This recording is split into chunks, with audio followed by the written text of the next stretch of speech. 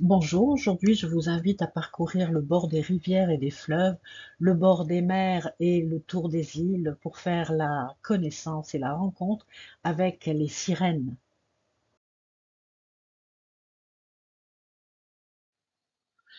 Les sirènes sont les filles du dieu des fleuves Achélos en Grèce, et lors d'un combat avec Héraclès, celui-ci se transforme en lion, en sanglier, en serpent, en arbre, en pierre, en feu et enfin en taureau. Nous connaissons Héraclès, cet héros légendaire dont toute la vie est un amas de combats sanguinolents, de guerres et d'agressivité. C'est un héros qui représente le patriarcat et ses velléités de puissance et de pouvoir. Achélos, lui, est un masculin qui représente l'ancienne tradition, et ça ne fait aucun doute si nous observons ces différentes métamorphoses. Donc, si nous les regardons d'un petit peu plus près, ces métamorphoses, il est d'abord transformé en lion, c'est-à-dire en animal plutôt solaire, flamboyant, hein, qui vit plutôt la journée, puis il devient un sanglier qui est lui plutôt un animal de l'ordre de l'obscurité, qui vit dans les sous-bois. Ensuite en serpent, c'est-à-dire qu'il est en train de régresser, il devient un animal à sang-froid, et puis enfin il atteint le règne végétal avec l'arbre, le règne minéral avec la pierre, enfin le feu, c'est-à-dire qu'il régresse au stade des quatre éléments premiers, et enfin en taureau. Donc il s'agit vraiment d'une régression comme s'il voulait, comme s'il aspirait à retrouver son essence première, sa source première. Il remonte à l'origine de son essence. Et c'est assez intriguant de voir que, à l'origine, il retrouve la forme du taureau. Or, nous savons que le taureau représente le masculin archaïque, le masculin à l'origine, hein, ce masculin des premières croyances, des premiers temps, qui était donc assimilé au taureau avec ses deux cornes d'or, hein, qui perçaient le ciel de ses deux cornes d'or, comme il était dit à Sumer, hein. Et donc ici, on fait face à plusieurs choses, hein, parce qu'on peut le lire sur plusieurs plans de lecture, hein. Il y a d'un côté ces combats de perception du monde dans une société en pleine transformation, c'est-à-dire l'ancienne croyance, l'ancienne perception, l'ancienne, la conception du monde telle qu'on pouvait l'avoir, et puis cette nouvelle conception qui est représentée donc par le patriarcat. Et donc ces deux éléments sont en combat. Mais du coup, ça fait référence aussi à ces conflits intérieurs que nous pouvons avoir dans la psyché. Est-ce que, est-ce que je vais rester fidèle à tous les héritages que j'ai pu avoir de ma mère, la terre, avec ce dieu taureau, ou alors est-ce que je vais adhérer à cette nouvelle conception du monde qui s'impose par la violence? Alors au moment où il prit la forme d'un taureau, Héraclès lui saisit une de ses cornes et l'arracha. Donc ce petit détail du mythe va en fait nous donner les clés du drame qui va s'en suivre. Et pour mieux comprendre, nous allons faire une amplification avec le schéma du dieu Mitra. Mitra, c'est aussi un fils de la déesse, puisque c'est un dieu qui naît, qui émerge directement d'un rocher, c'est-à-dire qu'il ne passe pas par une culture ou par une civilisation intermédiaire, et au moment de sa naissance, c'est-à-dire quand il perce, quand il fend le rocher et la croûte terrestre, va jaillir une source qui va féconder la terre et la nature va rejaillir. Donc là, on a un premier exemple de schéma du masculin archaïque dans son rapport avec le féminin. Mais ça ne suffit pas. Mitra, il va aussi aller chercher un taureau, il va l'amener dans une caverne, il va le sacrifier, c'est-à-dire qu'il va faire couler son sang et son sperme, et ces deux éléments liquides, quand ils vont s'imbiber dans la terre, ils vont de nouveau faire jaillir toute la nature. Donc ça, c'est le schéma archaïque du masculin sacré qui correspond à un schéma cosmique puisque c'est rattaché au cycle de la Lune, avec cette lune qui perce l'obscurité avec ses cornes pour arriver à l'apothéose de la pleine lune et ensuite décroître, c'est-à-dire aller vers la mort que l'on retrouve au moment de la nouvelle lune, où dans un utérus cosmique, le masculin va pouvoir se régénérer. Et ça, on le voit très clairement parce que Mitra, il amène pas le taureau dans une vallée ou une montagne, hein, il l'amène dans une caverne. Et la caverne, c'est vraiment un utérus. Donc ici, il y a un sens de sacrifice, mais un sacrifice qui est vraiment sanctifié, qui est en accord avec les lois cosmiques, parce qu'il est proposé, tous les éléments sont mis en place pour qu'il y ait une possible renaissance. Avec Akelos, c'est pas du tout ce qui se passe. D'abord, on n'est pas dans un espace qui permet la renaissance et le taureau n'est pas sacrifié, il n'est pas initié. On lui coupe sa corne, c'est-à-dire symboliquement, il lui enlève sa puissance, il lui coupe son phallus. Donc c'est pas du tout la même chose. Et c'est du sang qui va couler de la corne que vont naître les sirènes.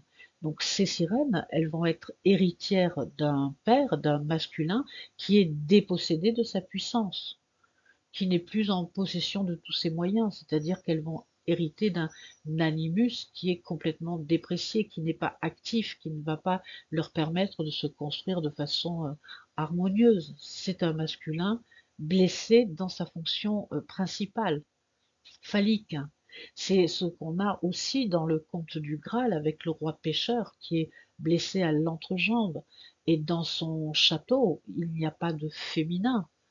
Euh, il est où le féminin? Elle est où la reine? Il n'a pas les capacités de l'honorer, donc elle ne peut pas se manifester, elle n'apparaît que sous forme de rêve.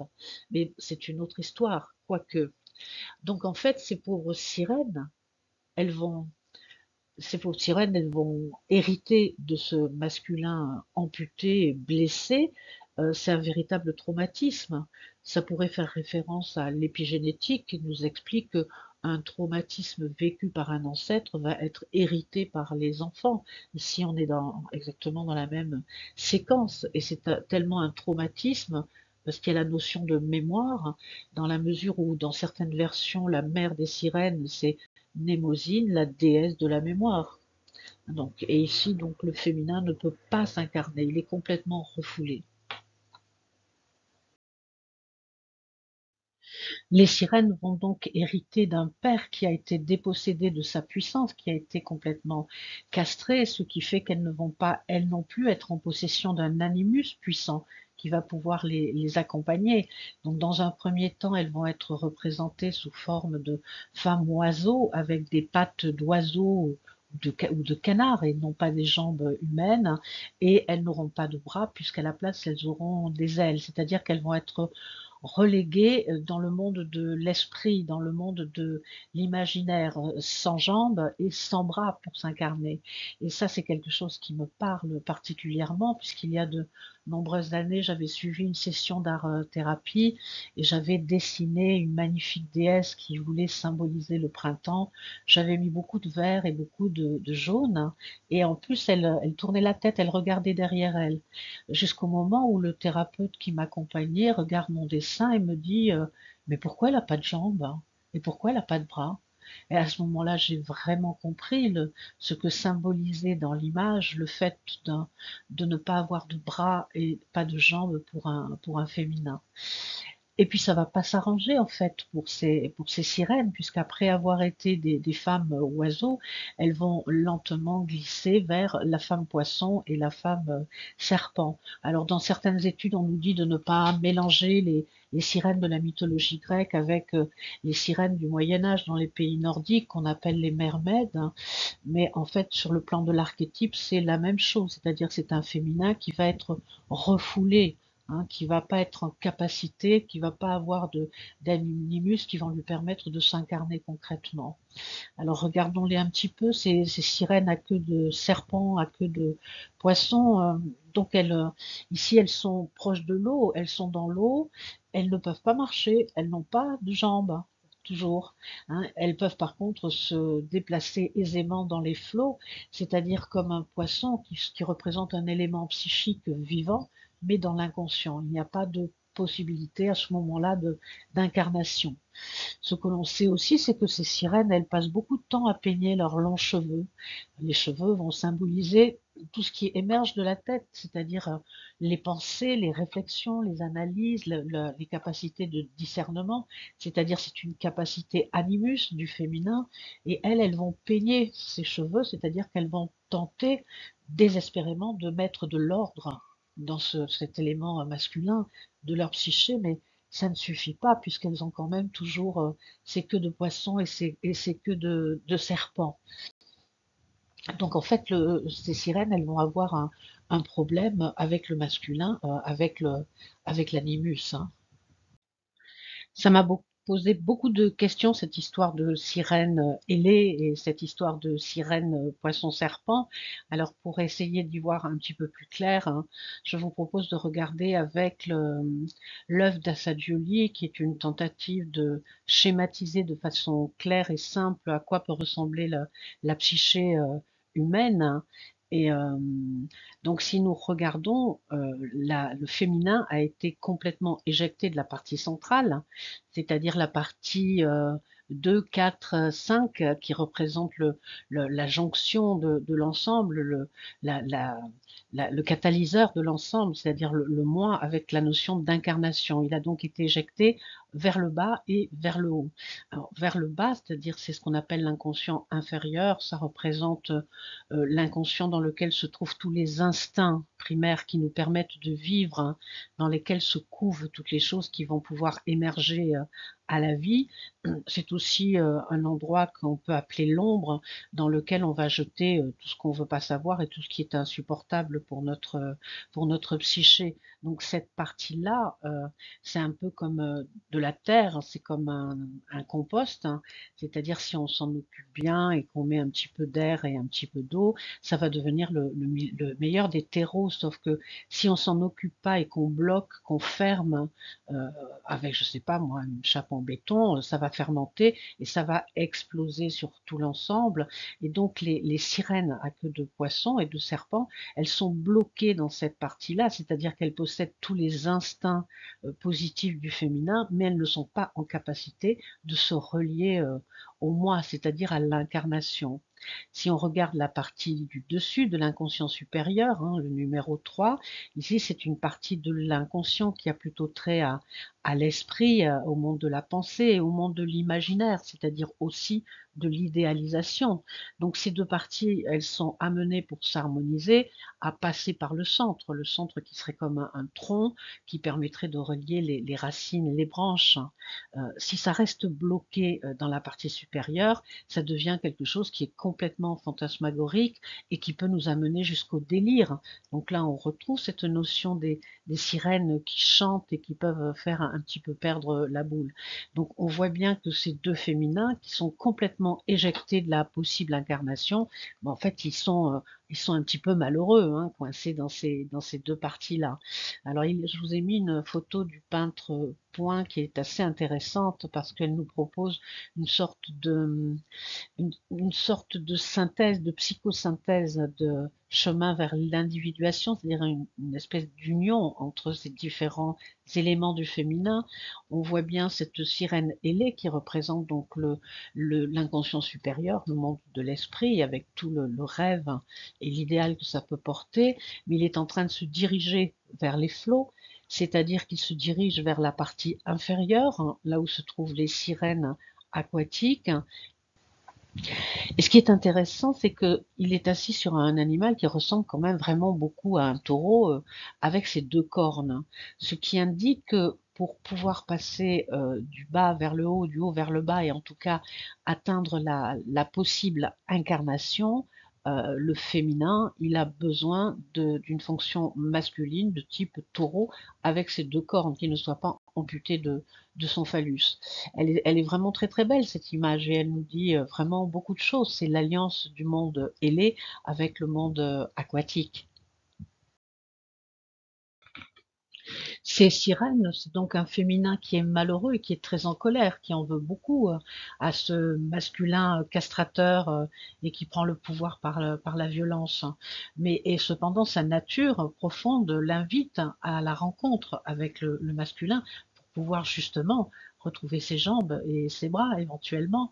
Et donc, ce que vont faire les sirènes, elles vont chanter, elles vont attirer les marins et quand les marins vont s'approcher un petit peu trop près, elles vont les choper, elles vont les bouffer et elles vont laisser leurs os sécher, devenir tout blancs sur les plages.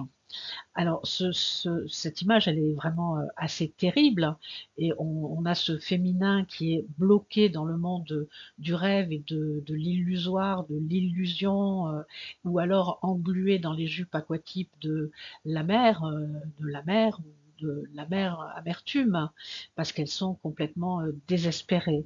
Par contre, ce que nous pouvons aussi identifier, c'est qu'il a hérité de choses très positives de la part de la mer. Ils ont hérité de son chant. Et dans certaines versions, leur mère, c'est Melpomène. Melpomène, c'est une déesse du chant, mais c'est aussi une déesse de la tragédie de type Dionysos. Ça nous donne une indication très précise, parce que Dionysos, c'est un dieu très particulier. Lui, il est complètement en accord avec le féminin d'origine. C'est un dieu libérateur du féminin d'origine. C'est un dieu protecteur. Et donc, ça veut dire que ce féminin hérité par la mère, c'est un féminin qui est en possession de toute sa puissance. Ça leur donne beaucoup d'énergie. C'est ce qui leur permet de survivre. C'est ce qui les protège aussi quand elles sont comme ça isolées, que ce soit dans le monde de l'esprit ou dans le monde aquatique. Elles ont quand même la protection de la mère et le pouvoir du chant. On pourrait se poser la question de savoir, ces pauvres marins qui se font bouffer là, sur le bord du rivage, il s'agit de quels marins? Qui sont ces marins? De quel masculin s'agit-il? Parce que ici, je pense que les choses pourraient être différentes suivant le masculin dont il s'agit. De quel masculin s'agit-il? Est-ce qu'il s'agit d'un masculin du patriarcat, de ce masculin qui les a mis dans cet état-là, qui a détrôné, découronné leur père en coupant cette fameuse corne? Donc ce masculin, il a quelle attitude par rapport au féminin? C'est quand même lui qui l'a mis dans cet état, hein. C'est lui qui l'a scindé en deux, en quelque sorte, qui l'a éjecté, qui l'a éloigné, qui l'a isolé. Et ce masculin-là, il ne veut pas entendre cette réalité, ça l'intéresse absolument pas. Pour lui, le féminin n'a absolument aucune importance et surtout n'a aucun droit de citer. Ce féminin ne participe pas à la vie de la cité. C'est bien ce qui se passait pour les femmes dans la Grèce et la Rome antique, par exemple. Donc il ne veut pas entendre cette réalité et de plus, il va considérer que ces féminins, ils sont dangereux et bien entendu qu'il est dangereux. Mais il est dangereux avec des fils du patriarcat, avec ce masculin qui est dangereux pour lui-même. Ça paraît complètement logique que ce féminin, il tente de se défendre et donc de bouffer tout ce qui représente un danger pour lui. Ce masculin-là, il est coupé de ses sentiments, de ses sensations, de ses émotions, de l'érotisme même, hein, dans le sens du dieu héros, c'est-à-dire de la relation d'amour. Pour s'aider, on peut jeter un petit coup d'œil au passage quand Ulysse il se trouve pas loin des rivages des sirènes. Donc ils sont dans un bateau et dans ce bateau il n'y a que du masculin, il n'y a que des hommes et donc tout l'équipage il se bouche les oreilles avec de la cire. Donc ici on voit bien non surtout pas entendre. Hein. Je veux pas du tout rentrer en relation de quelque manière que ce soit et je ne veux pas surtout prendre conscience de ce qui vient de se passer et de ce que j'ai fait subir au féminin. Et Ulysse, lui, il va encore plus loin, c'est-à-dire qu'il se fait attacher au mât, parce qu'il veut quand même entendre le chant des sirènes, hein, mais je pense que c'est ce qui va l'aider tout au long de ses pérégrinations, mais il se fait attacher au mât. C'est-à-dire que symboliquement, il s'attache à son phallus. Et ce phallus, c'est le mât central du bateau qui tient la voile la plus importante du bateau. Mais ici, on est sur un phallus du patriarcat. Donc ici, Ulysse, il en démord pas, il ne veut pas s'en détacher du tout, il ne veut pas du tout se remettre en question. Alors pour Ulysse, c'est un peu différent parce que c'est un type plutôt sympathique au départ, hein, il veut pas aller à la guerre, il a plutôt envie de rester tranquillement dans son royaume où tout se passe bien avec sa femme et son fils, mais il se retrouve contraint d'aller à la guerre, donc dans un schéma patriarcal. À partir de là, il va donc devoir subir tout un tas d'initiations auxquelles qu'il va réussir, hein, et il finira par revenir roi en son royaume, c'est-à-dire une réelle royauté intérieure, puisqu'il se présente sous forme de mendiant, et c'est à ce moment-là qu'il pourra se retrouver et se relier au féminin d'origine, c'est-à-dire à sa femme d'origine, à Pénélope, qui elle aura passé son temps à tisser et détisser jour et nuit, mais ça c'est une autre histoire. Donc on voit bien ici ce schéma d'un masculin patriarcal dans son bateau où il n'y a que des hommes et qui ne veulent absolument pas se poser la question de qu'est-ce que c'est ce chant que l'on entend, est-ce qu'il y a une possible relation. C'est complètement différent si on veut faire de l'amplification, par exemple avec l'histoire de Tristan et Iseut, hein, où notamment quand ils reviennent d'Irlande, hein, dans le bateau, il y a donc un masculin et un féminin dans le bateau, il y a Tristan et Iseut, et ils boivent à la même coupe, et ils tombent amoureux. Donc ici, il y a vraiment une relation qui se met en place, et le schéma est complètement à l'opposé. Et on peut imaginer que si le masculin qui s'approche des sirènes est un fils de la déesse, un enfant de la terre, un animus de type Dionysos, à ce moment-là, ils vont pas se faire bouffer. Il n'y a pas de raison qu'ils se fassent bouffer, hein. Il va y avoir une relation d'amour et c'est ce que semble attendre la sirène parce que c'est ce dont elle a besoin d'un animus amoureux de son féminin. Les patriarches, ils ont raison d'avoir peur parce que c'est eux qui vont se faire bouffer.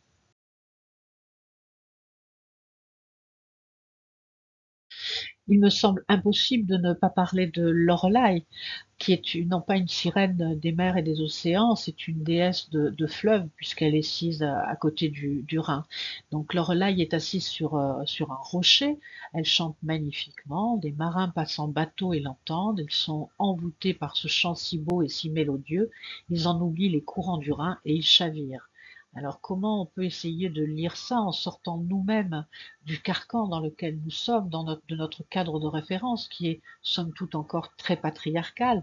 C'est un cadre dans lequel c'est toujours le féminin qui est le vilain et le pauvre masculin a toujours raison. C'est-à-dire que dans la lecture qui en a été faite, souvent c'est la sirène qui les envoûte, la vilaine fille et les pauvres marins qui vont chavirer dans le Rhin. Donc on va essayer de sortir de ce schéma et de coller vraiment au symbole pour essayer d'en extraire autre chose.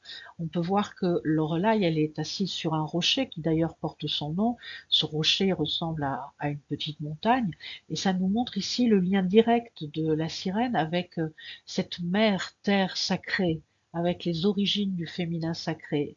Donc ici, elle est vraiment dans toute cette puissance du féminin. Elle a un lien très bénéfique avec le féminin. Et puis elle a aussi, encore une fois ici, hérité de ce chant magnifique qui, si vous vous souvenez bien, dans certaines versions du mythe, sont héritées de cette mère qui a un lien avec Dionysos. Et ça, c'est un petit détail très important, puisque Dionysos, si c'est un dieu libérateur du féminin, c'est un dieu aimant du féminin, c'est aussi un dieu qui est capable, quand il est face à une psyché psychorigide qui campe sur ses certitudes et dans ses velléités de pouvoir, telles que le sont les gens du patriarcat quand il arrive à Thèbes, il est capable il a le pouvoir de les frapper de folie, comme si cette folie était capable de faire une brèche dans cette psyché psychorigide, peut-être y faire rentrer de la lumière, mais en fait ce qui va générer surtout la folie, c'est ce refus du patriarcat de se remettre en question. Si on se laisse porter par l'essence de Dionysos, à ce moment-là, on va danser, on va chanter, on va boire du vin, etc.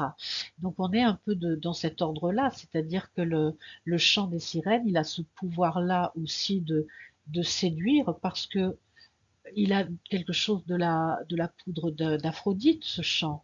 Il est imprégné d'aspiration à la relation, à l'amour et à la beauté. Donc il va attirer, mais si on s'y refuse, à ce moment-là, on va perdre complètement la boule et c'est bien ce qui va arriver aux marins.